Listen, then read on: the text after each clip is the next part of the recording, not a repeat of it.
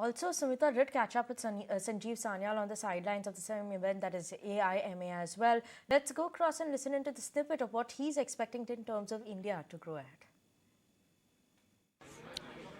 See, I mean, it's quite obvious that the world economy is under stress for a variety of reasons. The lagged impact of monetary and fiscal policies that had been done during the COVID period, a lot of which, by the way, we in India had warned against.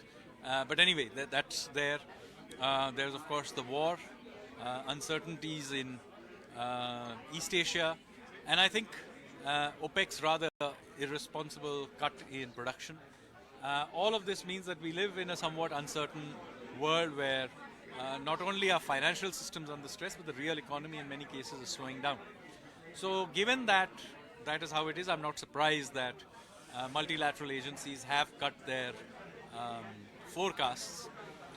And in that context, there have been some cuts in our own forecast. It's still within the range of what the economic survey had forecast, So I still think we'll grow at about 6.5%, which is not it's not a trifling achievement given the context that the world is growing at 2%. We'll be growing at more than 3.5 times the world average. So in that context, I think we are doing rather well. But yes, I mean, if we have better external conditions. But talking about rate hikes, the RBI MPC has paused hikes.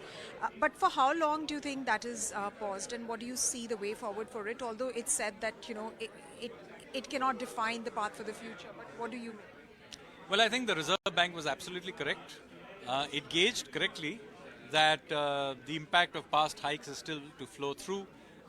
We are right now at the very top of the band, so it's not like we are far off the band like in many Western countries or in Argentina or Pakistan or some such country.